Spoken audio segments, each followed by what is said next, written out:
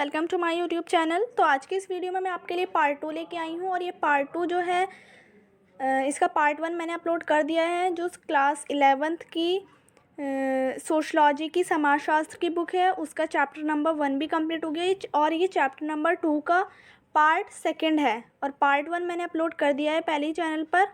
अगर जिन बच्चों ने पार्ट 1 नहीं देखा तो वो पहले पार्ट 1 देख के आए तो आपको वीडियो ज़्यादा अच्छे से समझ आएगी, पार्ट 2 वाली भी, और चैप्टर अच्छा क्लियर हो जाएगा।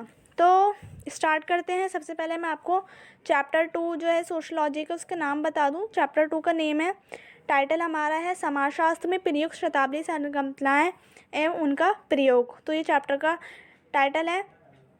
इसका मीनिंग हो गया जो भी हमारी टर्म्स एंड कंडीशन आती हैं उसमें कैसे यूज़ करेंगे समाजशास्त्र का।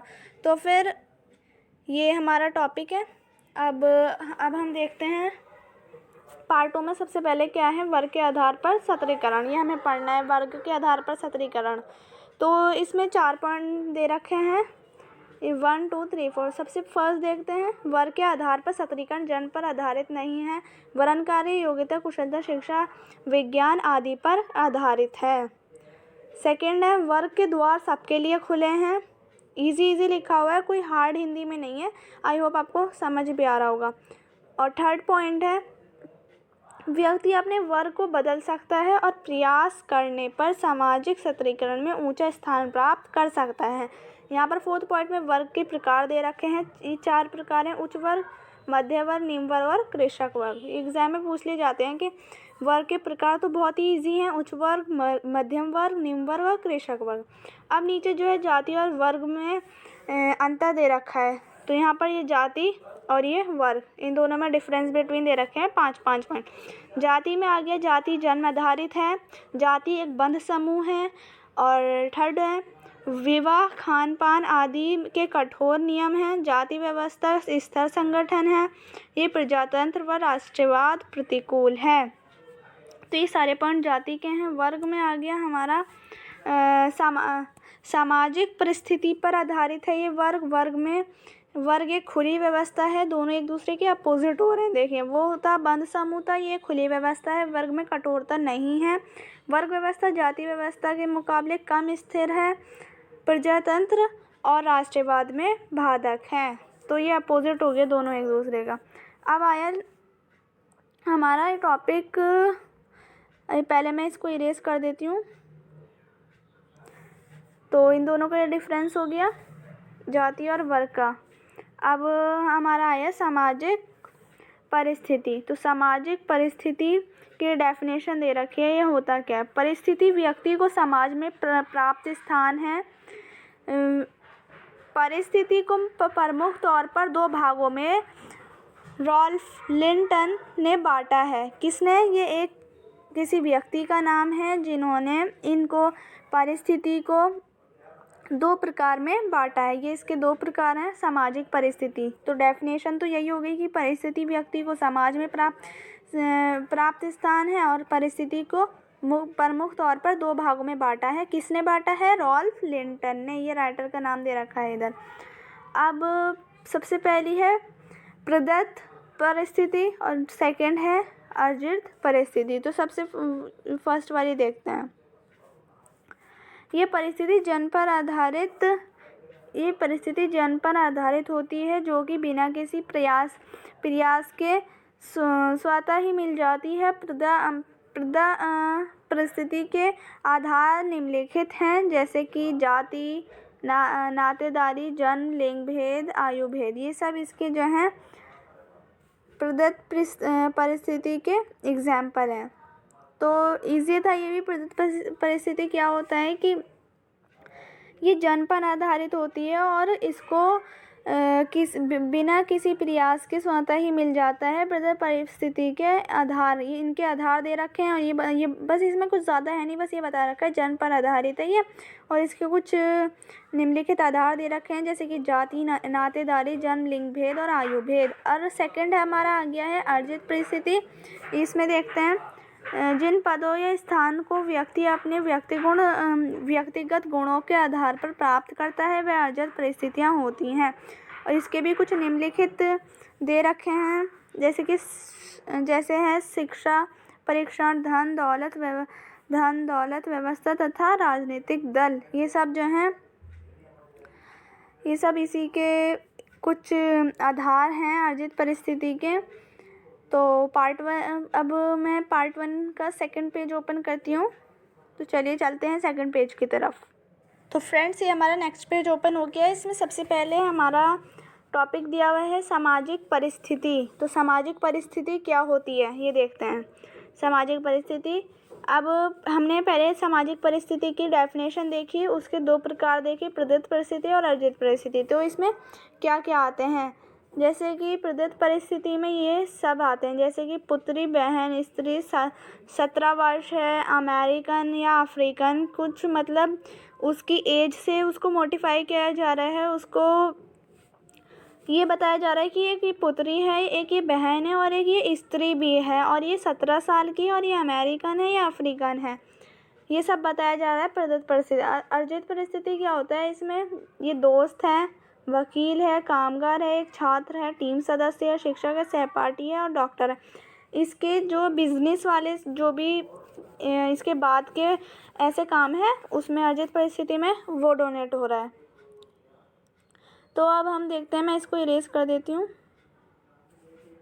तो ये दोनों टॉपिक थे, आई होप आपको समझ आए होंगे, बहुत ही ईजी थे, ये आपको याद करने होंगे, और याद करने वाली चीज़ नहीं है, बहुत ही ईजी है। आई होप कि आपको समझ आए। अब इसमें जो है नीचे दे रखा है परिस्थिति और परिष्ठा अंत संबंधित शब्द हैं। प्रत्येक परिस्थिति के अपने कुछ अधिकार और मूल्य होते हैं। परिस्थिति या पद अधिकार से जुड़े मूल्य के प्रकार परिष्ठा कहते हैं। अपनी परिष्ठा के आधार पर लोग अपनी परिस्थिति को ऊंचा या नीचा दर्जा दे सकते हैं। उदाहरण, एक दुकानदार की तुलना में एक डॉक्टर की परिष्ठा ज़्यादा होगी, चाहे उसकी आय कम ही क्यों ना हो। भूमिका क्या है, जिसे व्यक्ति परिस्थिति के भूमिका ये हो गई इसकी, जिसे व्यक्ति परिस्थिति के अनुरूप निभाता है। भूमिका परिस्थिति का गत्यात्मक पक्ष है। और भूमिका संघर्ष क्या है, ये एक से अधिक परिस्थितियों से जुड़ी भूमिकाओं का असंगता है। ये तब होता है जब 2 या 2 से अधिक भूमिकाओं से विरोधी अपेक्षाएं पैदा होती हैं। उदाहरण, एक मध्यम वर्गीय काजी महिला जैसे घर पर माँ तथा पत्नी की भूमिका में और कार्यस्थल पर कुशल व्यवसाय की भूमिका निभानी पड़ती है। तो ये भूमिका संघर्ष की एक प्रॉब्लम आ रही है इसमें। शिथिलीकरण ये क्या होता है, ये समाज के कुछ सदस्यों के लिए कुछ विशिष्ट भूमिकाओं के सुदृढ़ करने की प्रक्रिया है, जैसे कि अक्सर पुरुष कमाने वाले और महिलाओं घर चलाने वाली रूढ़िबद्ध भूमिकाओं को निभाते हैं। तो कुछ ऐसी ऐसी परिस्थिति आती हैं जिसमें भूमिका शिथिलीकरण देखा जाता है। अब हम चलते हैं अपने नेक्स्ट पेज की ओर। तो फ्रेंड्स, चलिए हमारा नेक्स्ट पेज ओपन हो गया। इसमें सबसे ऊपर फर्स्ट टॉपिक दिया हुआ है सामाजिक नियंत्रण। तो ये सामाजिक नियंत्रण की डेफिनेशन दी हुई है। ये एक ऐसी प्रक्रिया जिसके द्वारा समाज में व्यवस्था स्थापित होती है और बनाए रखी जाती है। सामाजिक नियंत्रण में इजी डेफिनेशन है। सामाजिक नियंत्रण के ये 5 पॉइंट दे रखे हैं। किसकी आवश्यकता का महत्व, मतलब कि सामाजिक नियंत्रण की जो आवश्यकता है या महत्व है, इसकी ज़रूरतें हैं, वो बता रखे हैं। जैसे कि फर्स्ट है सामाजिक व्यवस्था को स्थापित करना, मानव व्यवहार को नियंत्रण करना, संस्कृति के मौलिक तत्वों की रक्षा करना, सामाजिक सुरक्षा, ये सामाजिक लिखा है, और समूह में एक रूपता, ये सब इसके सामाजिक नियंत्रण की आवश्यकता कहला सकते हैं या महत्व कहला सकते हैं। सामाजिक नियंत्रण के प्रकार को देखते हैं अब हम। तो इसके प्रकार ये 2 हैं, औपचारिक नियंत्रण भी है और एक अनौपचारिक से भी होता है। औपचारिक नियंत्रण कैसे होता है, जब नियंत्रण के संहिताबद्ध व्यवस्थित और अन्य औपचारिक साधन प्रयोग किए जाते हैं प्रयोग किए जाते हैं तो औपचारिक सामाजिक नियंत्रण के रूप में माना जाता है। उदाहरण है कानून, राज्य, पुलिस आदि। अब अपराध की गंभीरता के अनुसार ये दंड साधारण जुर्माने से लेकर मृत्युदंड हो सकता है। तो इसकी ये एक जैसे जुर्माने वुर्माने इसमें सारी चीज़ें बता दी हैं उदाहरण की, जैसे कि ये कानून हो गया, राज्य, पुलिस, ये सब इसके उदाहरण हैं औपचारिक नियंत्रण के। तो अनौपचारिक में देखते हैं ये व्यक्तिगत, इसके अपोजिट है बिल्कुल, जैसे कि औपचारिक था, अनौपचारिक इसका अपोजिट है। ये व्यक्तिगत, अशासकीय और असंहिताबद्ध होता है। जैसे कि इसके एग्जाम्पल हैं धर्म, प्रथा, परंपरा, रूढ़ि और आदि। ग्रामीण समुदाय में जातीय नियमों के उल्लंघन करने पर हुक्का पानी बंद कर दिया जाता है। एक प्रॉब्लम, मतलब दोनों की प्रॉब्लम है और उदाहरण, एग्जाम्पल, डेफिनेशन सब दे रखे हैं। सामाजिक नियंत्रण के दृष्टिकोण ये देखते हैं, ये भी दो प्रकार के हैं,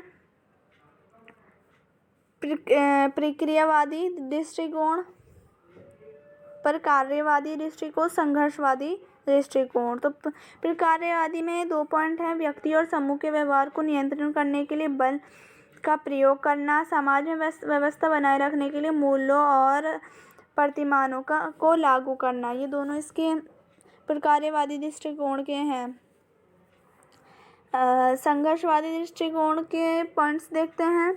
समाज के भावों का बाकी समाज पर नियंत्रण को सामाजिक नियंत्रण के साधन के रूप में देखते हैं। कानून को समाज में शक्तिशाली और उनके हितों के औपचारिक दस्तावेज के रूप में देखना। ये सब इसके दोनों पॉइंट्स हो गए संघर्षवादी दृष्टिकोण के। तो ये हमारा लास्ट टॉपिक था। आई होप आपको समझ आया होगा। अगर समझ नहीं आया तो आप कमेंट सेक्शन में आगे बता सकते हैं। अगर ज़्यादा एक्सप्लेन करवाना, मैं ज़्यादा एक्सप्लेन नहीं करती हूँ क्योंकि खुद ही इसमें इजी लिखा हुआ रहता है। बट आपको अगर ज़्यादा एक्सप्लेन करवाना है तो और अगर समझ नहीं आता तो आप वीडियो को दूसरी बार देख लें, और अगर फिर भी आपको ज़्यादा एक्सप्लेन करवाना है तो आप कमेंट सेक्शन में आके बताएं। और आपको अगर कोई डाउट है तो आप वो भी कमेंट में आके अपना डाउट क्लियर कर सकते हैं। और अगर वीडियो अच्छी लगी तो प्लीज़ लाइक करिए, शेयर करिए। और हमारा चैप्टर कंप्लीट हो गया है। जल्द ही इंशाल्लाह मैं चैप्टर 3 की वीडियो अपलोड भी कर दूँगी। मिलते हैं नेक्स्ट वीडियो में, तब तक के लिए take care and bye bye all of you, and don't forget to subscribe my channel. Thanks for watching.